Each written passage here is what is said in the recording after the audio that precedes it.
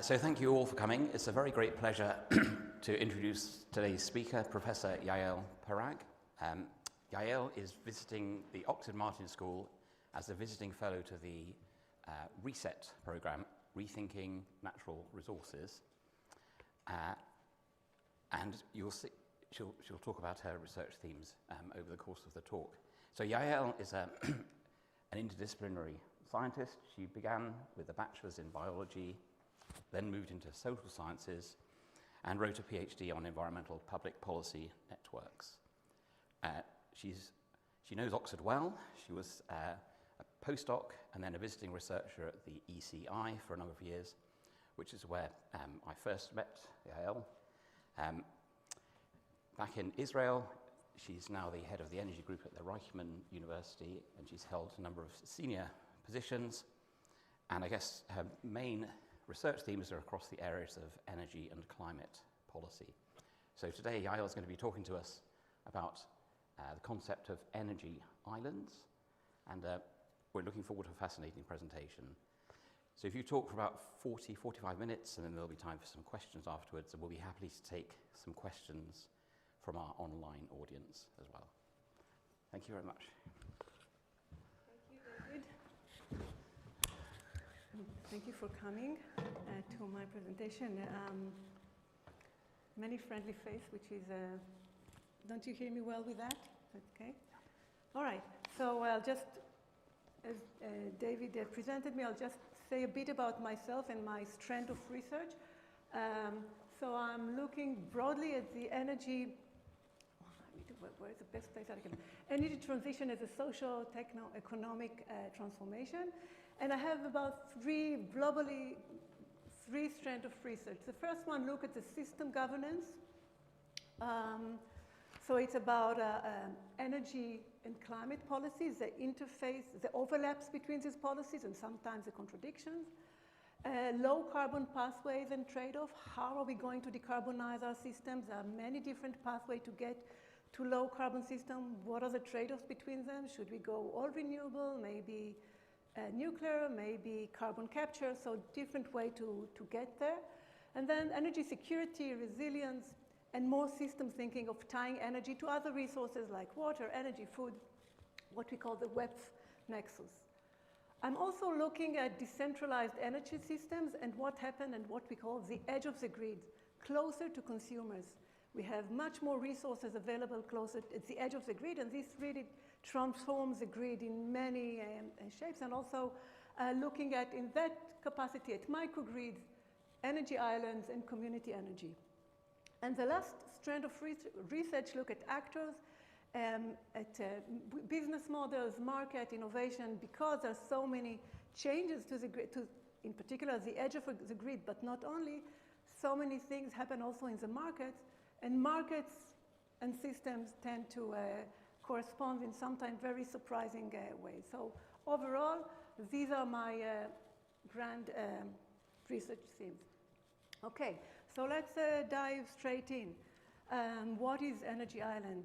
When you hear the term energy island, you probably have in mind these islands surrounded by sea, or maybe even a remote village with no connection to the grid, self-sufficient, autonomous, all of these things. But actually, what if I told you that the space station, this International Space Station, and as well as this aircraft carrier, this remote village in Africa, as well as this microgrid in Virginia, as the United States, Hawaii, and even the entire grid of South Korea. All of these are energy islands, okay? And what I'm going to do today is to unpack this term energy island, which is, I think, a bit too simplistic and hide many nuances related to energy as a system. And then I'll introduce the island-ness concept, which has 6 dimensions. And after that, I'll speak about why becoming an island in the first place. And I'll end with talking about Montserrat, which is part of the reason I'm here. Okay? So before we move on, I just want to do some terminology because there are often misconceptions. And the first one is that energy and electricity are not the same, right? It took me a long time to understand that, coming from a place which everything is electrified. But yes, electricity systems are very clearly defined by a grid. Things that connect between consumers, producers. They have many sophisticated components, really a marvel of design. But this is one system. It is embedded and part of a wider energy system, which includes more services like transport, aviation, land transportation, sea transportation, heat, industry, and many others. So where are there many interlinks between them, they're not the same. However, for many reasons, many countries are now want to electrifying more services, which makes the electricity grid or the electricity system even more crucial when we talk about islands. And I know that I'll use this term interchangeably, but I understand the differences between two of them, but because sometimes it's not so easy, because we're talking about different contexts, so sometimes I made this what might find to be confusing. But this is not the whole system, because essentially all the decisions about energy are governed by rules, dictated by GDP and finance, about people's needs and wants, about geopolitics, about wars. For instance, now this is really huge system with influenced significantly by geopolitics, as evident today. So my second argument is that energy is a socio-technical system, and therefore we need to apply socio-technical approach to understand how the system is designed and operated. So with this in mind, going back to energy islands, right? So I'll start with electricity islands because, again, it is the easiest to define because the border of the electricity system are better defined. So if you go to the literature, by the way, you see that it is dominated by technical literature, a lot of engineers, system designers, really very technical orientation. And the definition is a power system that operates independently of other electricity grids with no physical interaction to external networks. People might get autonomous, self-sufficiency, independence from this definition. But it is simplistic because it assumes that it's actually on and off. Either you're connected to the grid or disconnected for a main grid and operate on autonomously. But my argument is that, again, this is too simplistic, and we need to add more layers in order to understand how the system operates. So what I'll do now is present you the 6 dimensions of the island-ness concept. To start tearing this all the definition or simplistic definition, I'll use this example of what seems to be electricity island, right? Not connected. All the generation is on the island. All the grids is well isolated from any other grids. But what if all the resources for this island coming from abroad? It is electricity island, but is it energy island? Not so much. And I'll give you another example. This is a microgrid in Virginia, in a school, a public school in Virginia. Again, a lot of solar PV and batteries.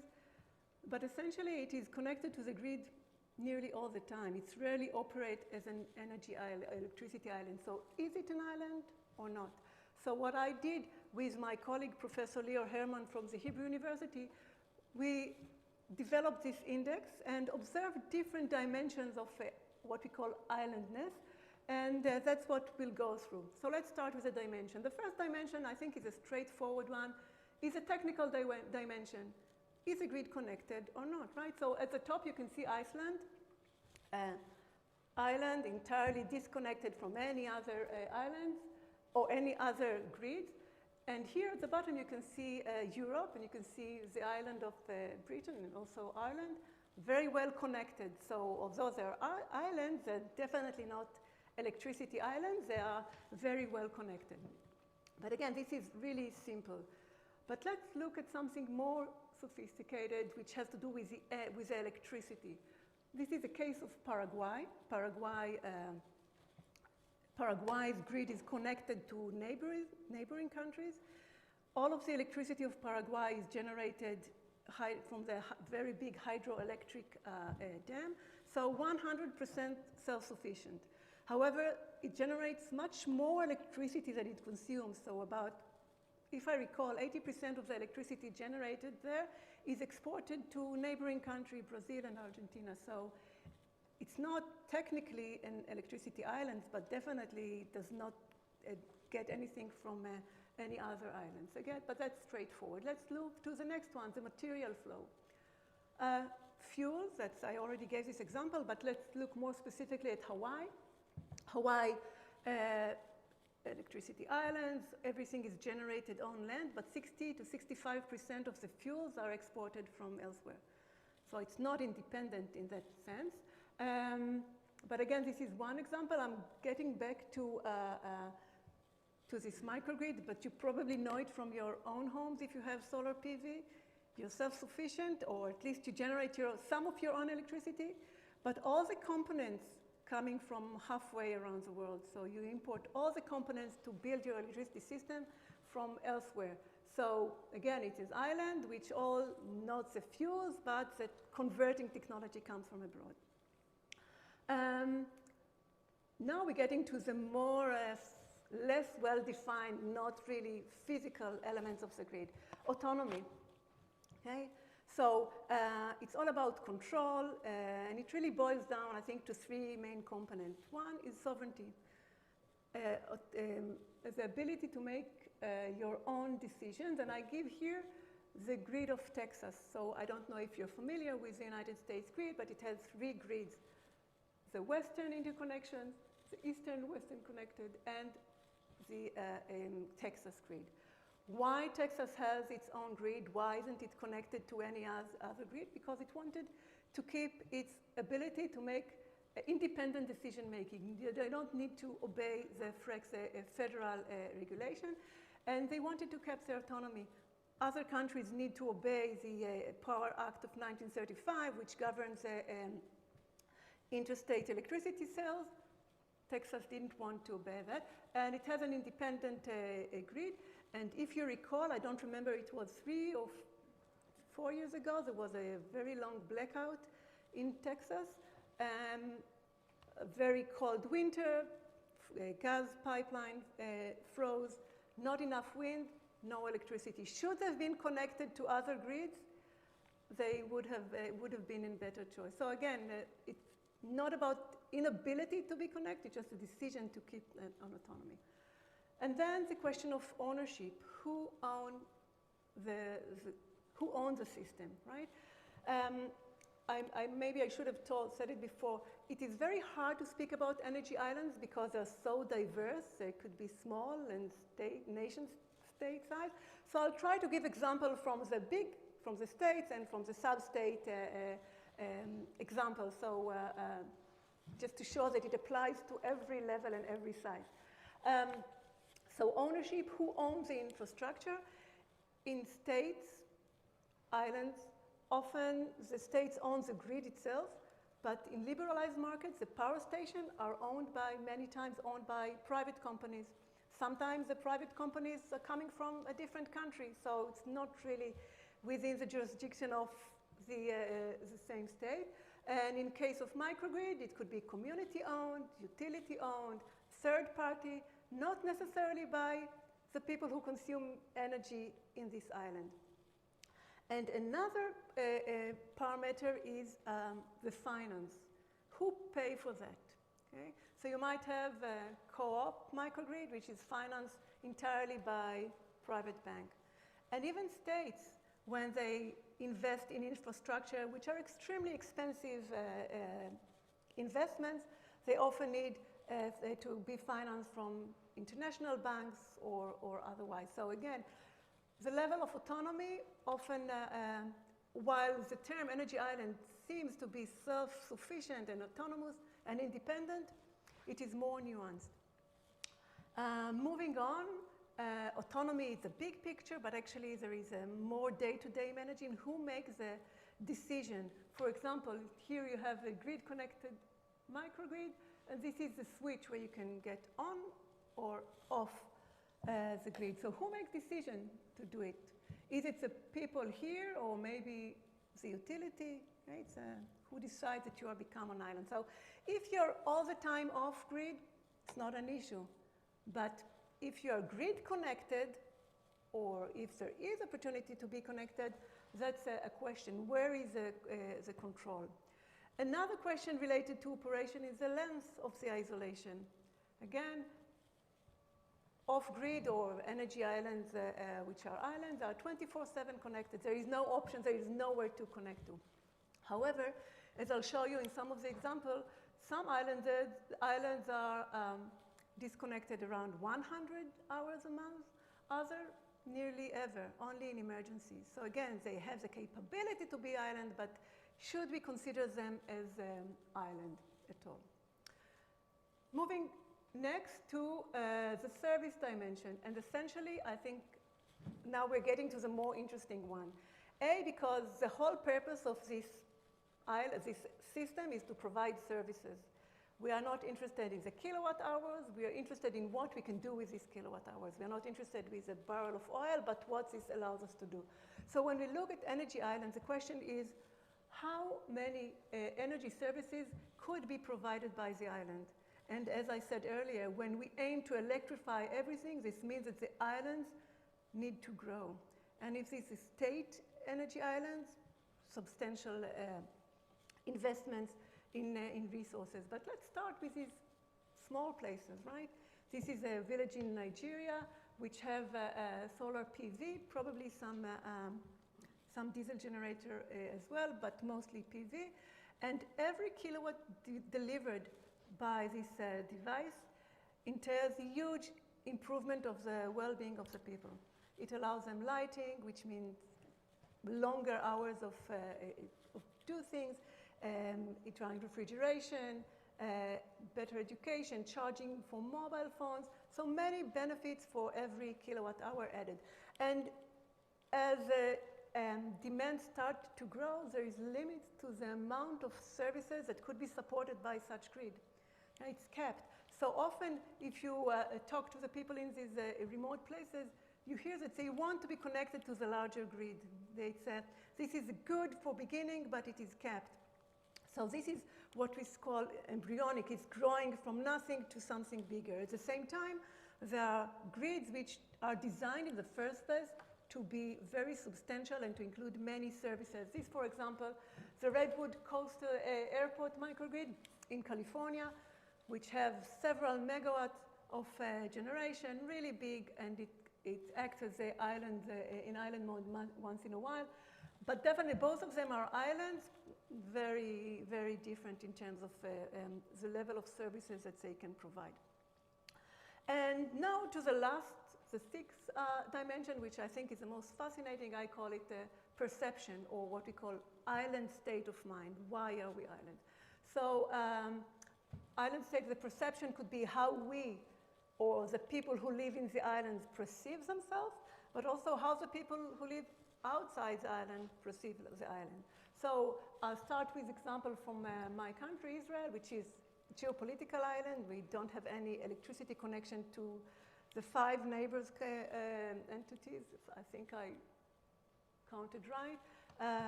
And so the engineers, policymakers, they all think about how we maintain everything with this landlocked, you can say, grid.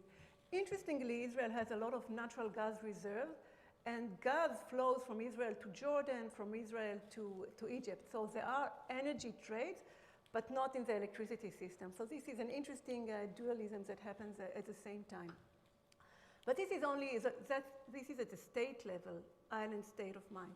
But also Amish community also have island state of mind, and they are not connected to the grid, not because it's not available, because it's a matter of their perception of themselves being islanded from general society. So they they have their own governing system who make decision which and where, which type of generation they can install and where. and they're independent from the grid, not because it is not accessible, because they want to be remote, because this is part of their perception. So 6 dimensions, and we're moving on to the next question, which is, why being an island in the first place? Why would community or state want to be an island? And here I'll put several motivations that we identified in the research, and then we'll see what we make out of it. So first of all is geography. If you are remote and you don't have any other option, it's either being an island or not being at all, right? You don't have an alternative, so that's easy. The second one is economic and technical. Sometimes it's more feasible and more economic to be an island.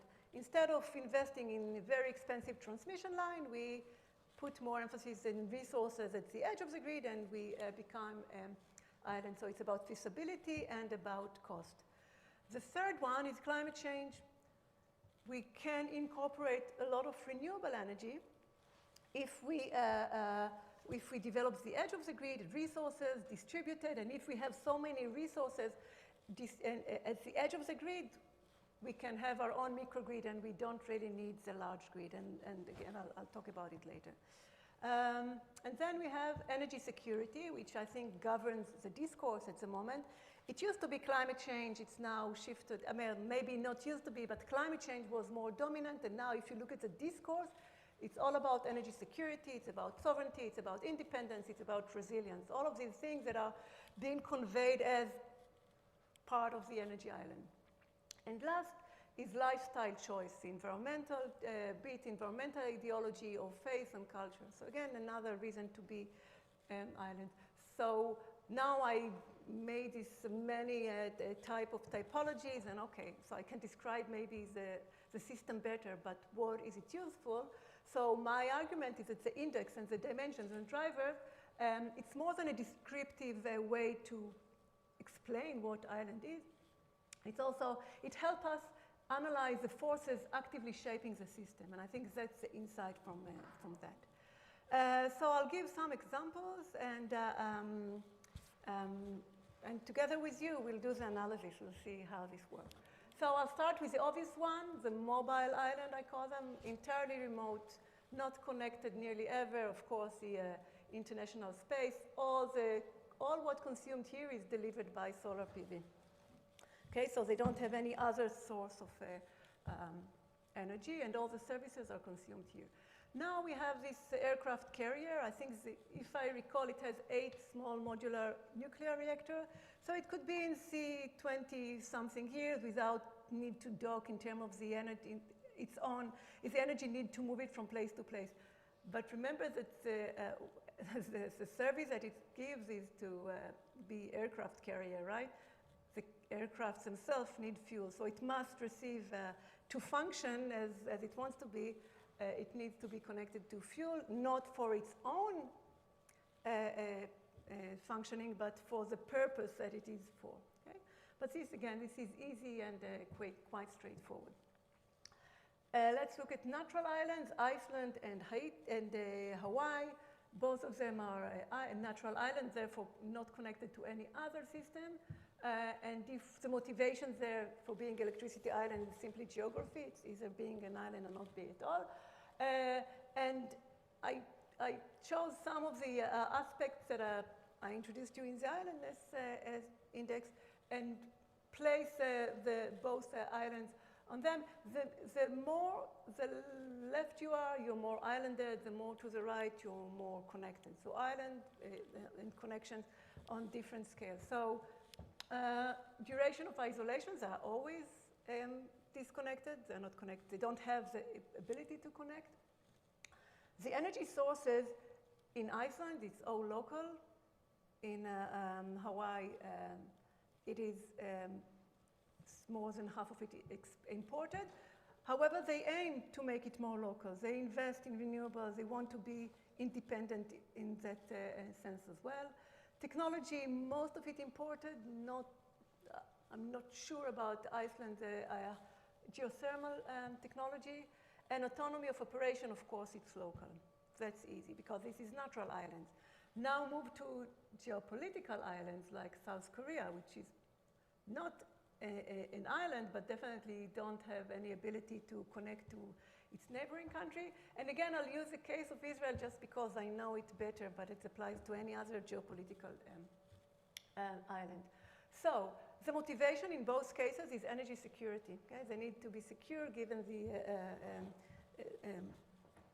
the circumstances. In terms of duration of isolation, it's always isolated. However, Israel is planning to build an interconnection to Cyprus, to be connected to the European grid in order to have, again, it is planned, it will take a while, if you know, it's very expensive, but this is a way to be less islanded, not in the fuels, but in the electricity ability to function as a not so island. In terms of energy sources, so again, we're moving from always to less so. Until 15 years ago, all the fuels for the electricity system and of course for the transportation system were imported. So we relied on coal mostly and mostly coal and some diesel. However, after Israel found its natural gas resources offshore, it moves to be much more reliant on local resources. So now we have about 70% natural gas, 15% solar, and we still keep the 15% of coal, which is about to phase out. However, every time there is a dispute or war, or even now, the first thing that Israel does is shutting down the gas platform. So we are very self-sufficient, but under emergency, we are getting stressed because we need to shut down the gas platforms because it's risky for them to operate when they're target, and we move back to coal and solar. So it's an interesting way to think about how you're securing yourself. I mean, now the risk is not being under sanction of not being incapable of importing fuel, but rather you have to do it proactively. So again, it shows you how the nuances of energy security and being an island interact. The autonomy, of course, the autonomy and operation is local, although, as I said earlier, the finance for improving and building the system comes from also international banks, and also some of the power plants are owned by foreign entities, so it's not really only local. And it is about isolation. And with Israel, you really have this fortress way of thinking about ourselves. So again, using this to look at a more complex situation. Getting closer to the edge of the grid, prosumers. I don't know if all of you know what prosumer is, but it's a combination of producer and consumer. So if you're both producing electricity and consume electricity, you are prosumers, and we also know about energy communities, so having more solar in your environment. But these are fully integrated to the grid. So you have your own solar, but you're connected to the grid all the time. By the way, many people think that if they have solar PV and even storage, they're independent from the grid, which they're not, because if there'll be a power cut, unless they have a specific device, they won't have electricity, even though they have solar PV panel on the rooftop. When we look at the motivation to be prosumer or to put your solar PV on the roof, it's probably economic. For many, it's climate change and the sense of resilience and part of energy security. So the duration of the isolation is never. Although people think, oh, well, I'm shielded, but actually you're always connected to a grander grid. In terms of energy sources, they are all local, only solar technology entirely imported. No one built it on by himself. And the autonomy of operation, maybe not so much operation, but make decision what to buy, when to install, how much. It's all done at the edge of the grid. Now, when we take this trajectory forward, this is a study that was published recently in Joel. So the study found out that 2 million European single-family homes could abandon the grid by 2050. Okay? What does it mean to abandon the grid? To disconnect from the grid and to be self-sufficient. Electricity island, right? They're by themselves because they have enough resources, and maybe they became very energy efficient and can support all the things that they want by themselves. Now, gridification means that you'll have many more islands at the edge of the grid. Of course, if you want to be, maybe for some people it feels like I'm secure, but water systems are central, sewage systems are central, and you still need to be connected to other grids to function. In a study that I participated in, was led by Dr. Aviad Navon.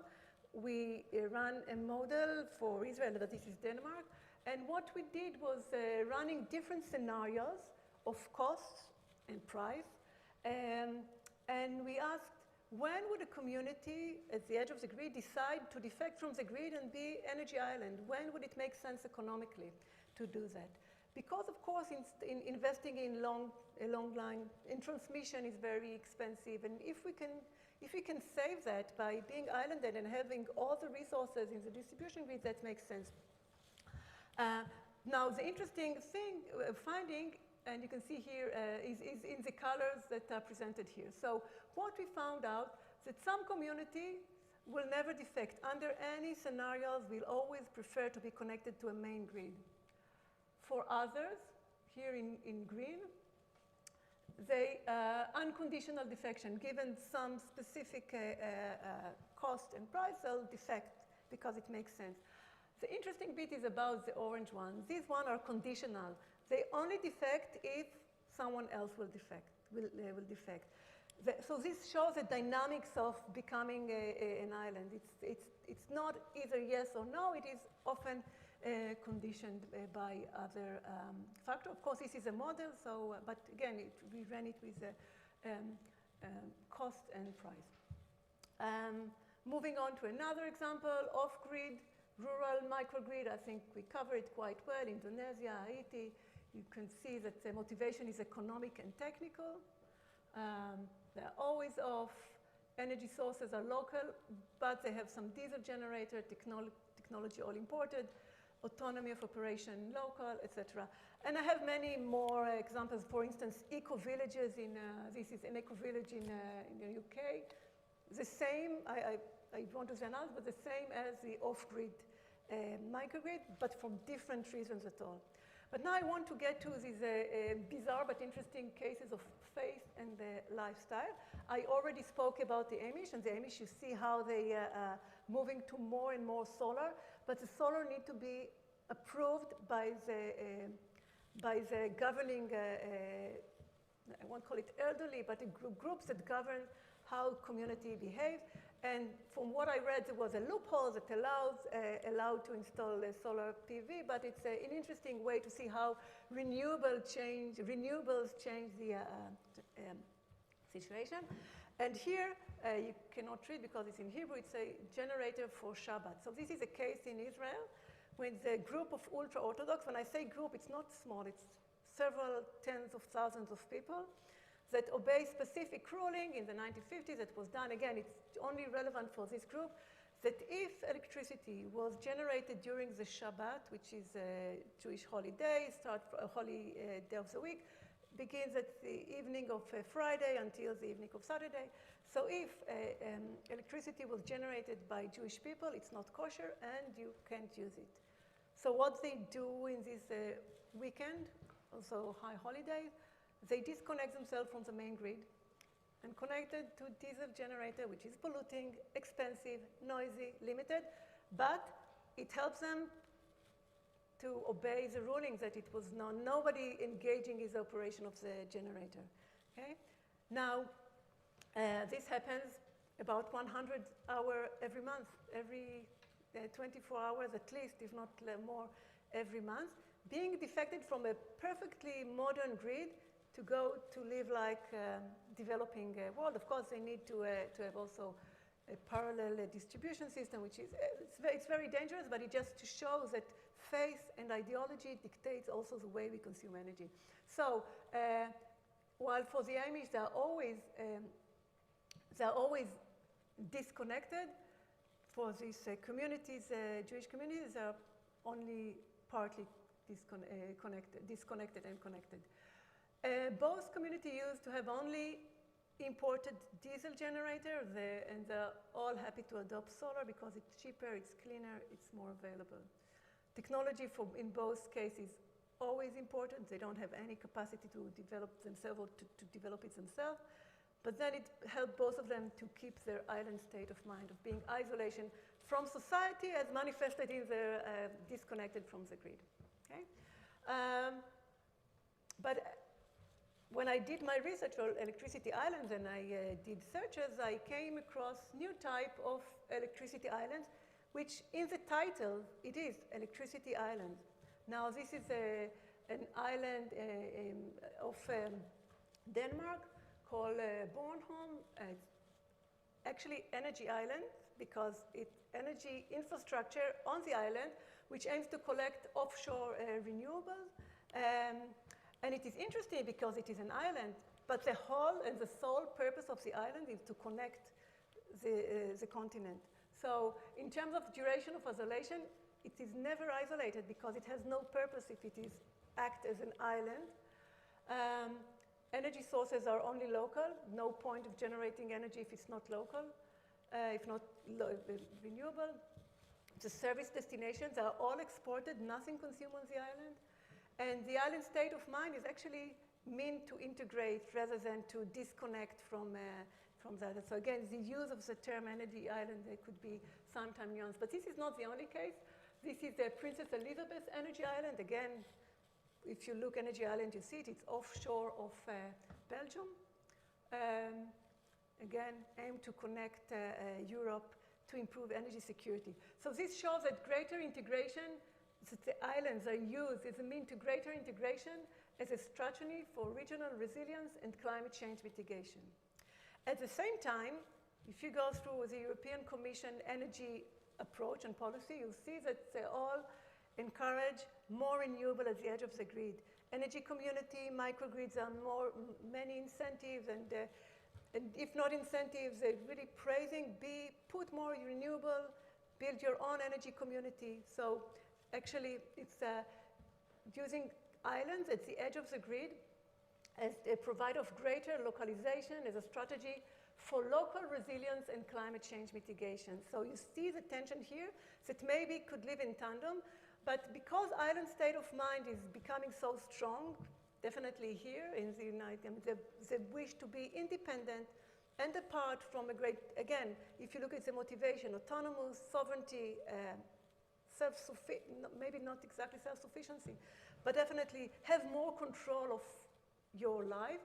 And if you look, this is in Europe, hard right in the EU. Again, I didn't go state by state, but most of the far right also aspire to a greater disengagement in Europe. This just shows that in the countries how many of the far hard right in EU are in the government or external support. I mean, the far right is well integrated or becoming more and more part of the discourse in Europe. And part of the discourse is to be more self-sufficient or less dependent, let's say less dependent on others. So this is likely to have manifestation also in the way we think about energy. Again, as I showed, on the one hand, greater integration, but we'll see how this evolves. Another, again, in the search for, in the internet, you also might come around of a new term, of course, the AI island. So you are all aware of the growing need to supply electricity for data centers, right? Data center is a big word now in planning for energy. Data centers, large consumer of electricity, and everyone is in panic. How can we incorporate them into the existing grid without increasing the electricity price? There are much antagonism in many communities. They don't want to have data center in their backyard. And indeed, and I think I don't remember if it's a law or it is a demand now that big tech will build their own energy islands to provide a sole consumer, not people, but machinery, right? So you build their aims, many of them announce that they're going to build power plants, might be nuclear or otherwise, renewable, it's going to be low carbon, to provide electricity to the hungry data centers. So exclusively or nearly exclusively to this consumer.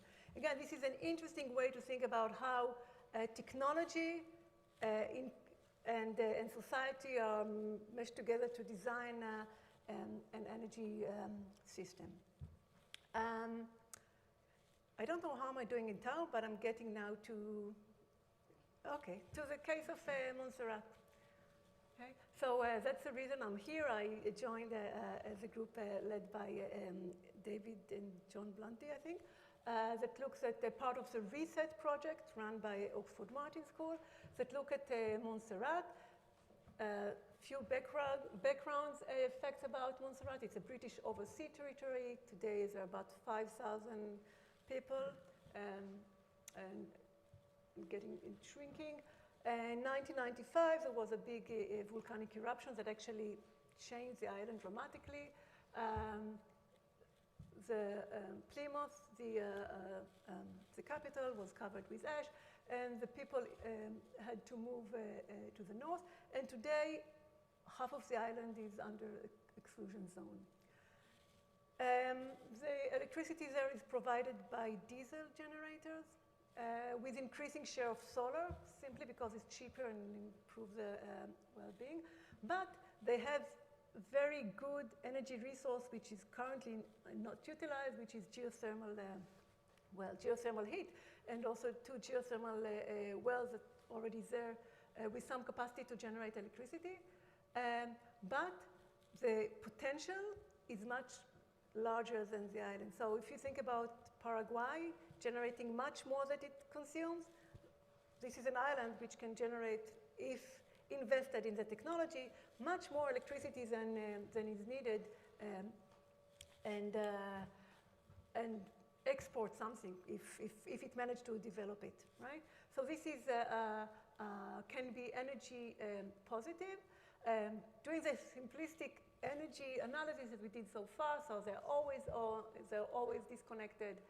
The energy sources today are imported, but actually they could be really independent in that sense. In terms of resources, not so much in terms of long-term contracts with importing the diesel. This is a big issue. The finance needs to come from elsewhere. It does not have the capability to finance it with its own needs. And in terms of island state of mind, it is very isolated. However, we can think about it as part of the Caribbean archipelago, right? Probably I didn't say it as I should.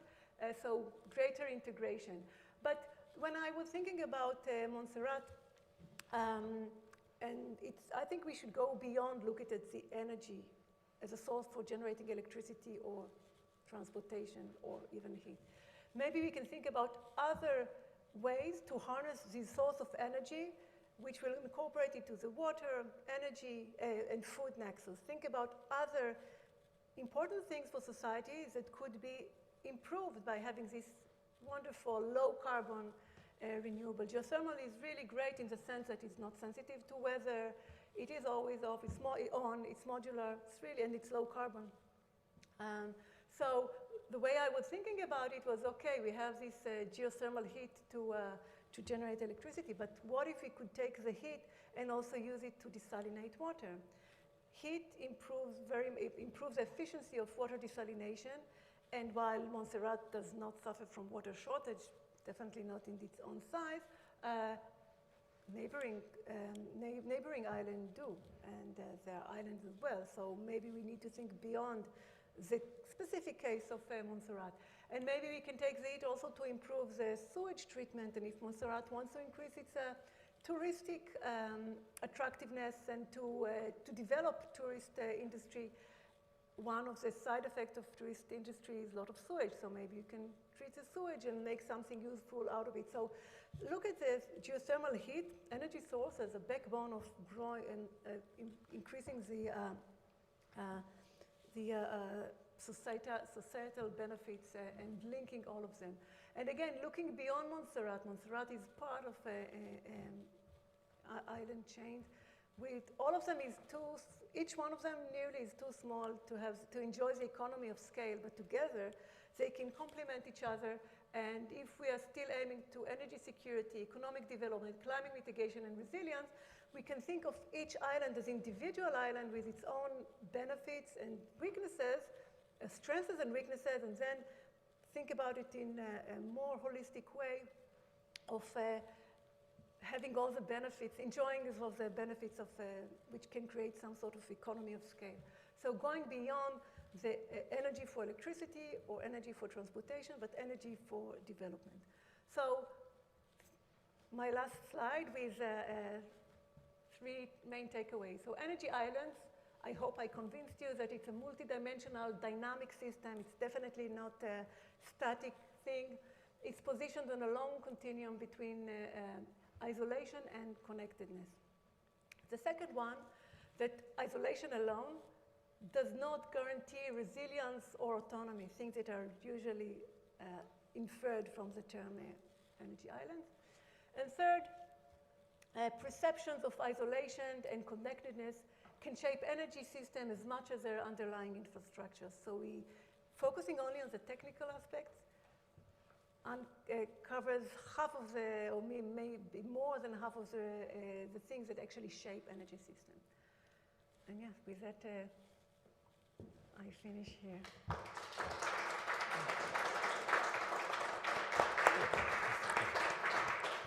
Thank you. Thank you very much. So we have some. Yeah, if they come in, they'll come in. Okay, excellent. So we have some time for some questions. If anyone has some questions. Sorry, can you use this for the online? Yeah, so you introduced the idea of a consumer and individual households becoming, kind of moving towards becoming an energy island because it reduces the need for investment in the transmission system.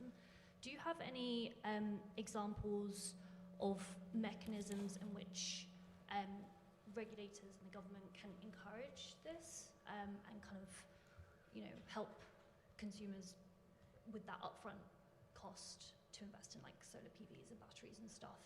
And also examples of countries that have done particularly well to get like consumers to become more like an energy island, around the household.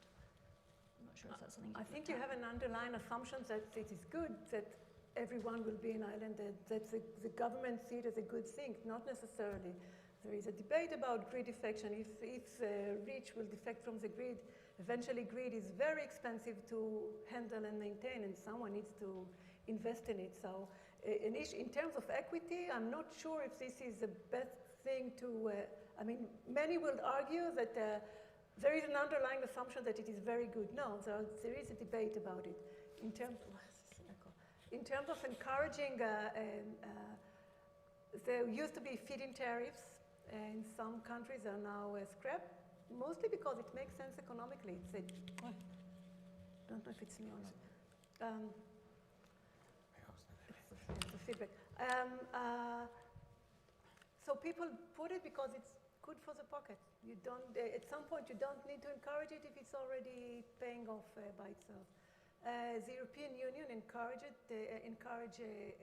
energy communities. And if there are places that this went better, they are mostly in developing countries. They do not have a grid, and therefore you'll see a lot of PV and batteries on these places. So it's not necessarily coming from the developed country, but also from a developing place. But again, the grid is very important for the state, so we need to think very well.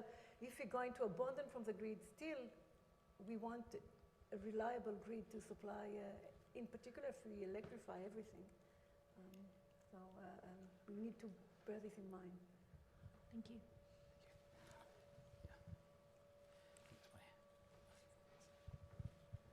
Yeah, thanks. That was a really interesting talk.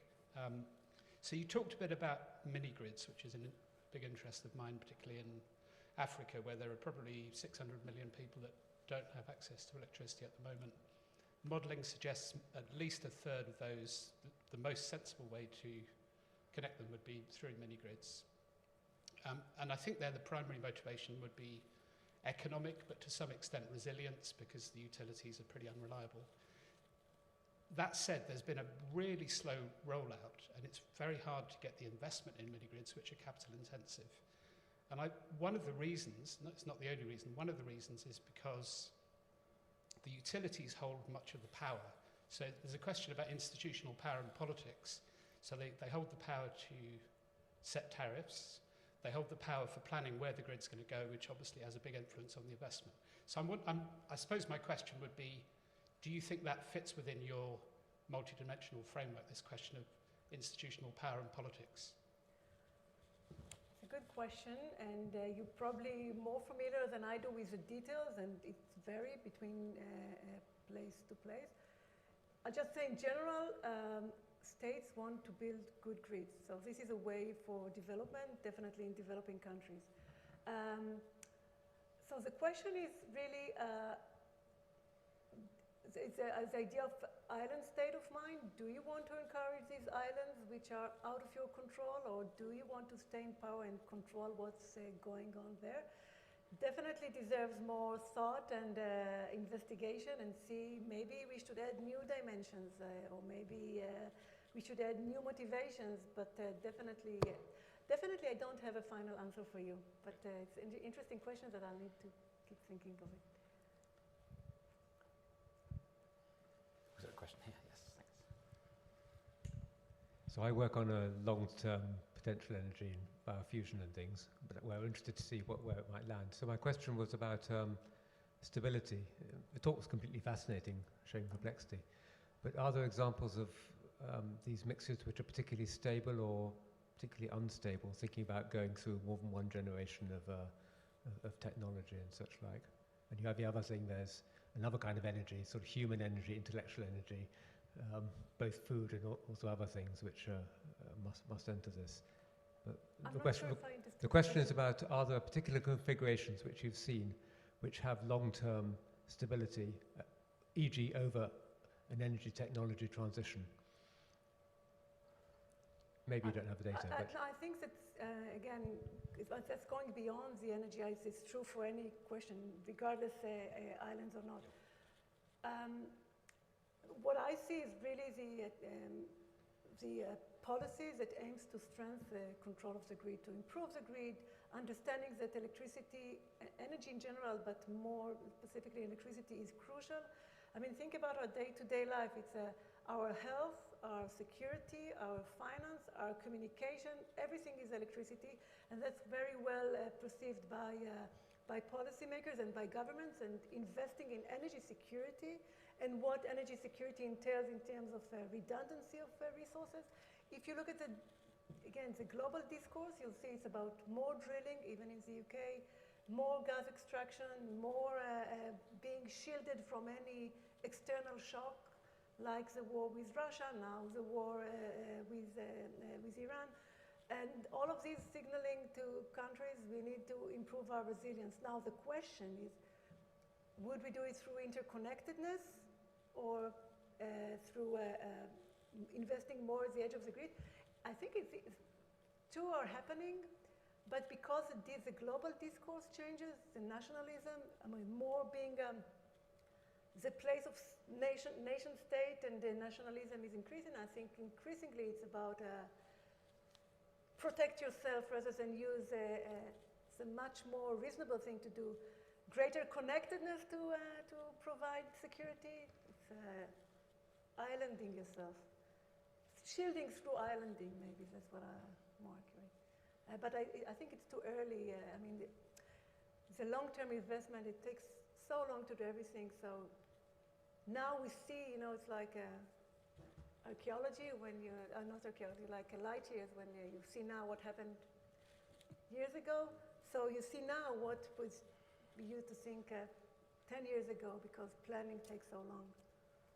yeah, I guess the timescales are maybe shortening for changes as well. That's a particular point. Okay, thanks.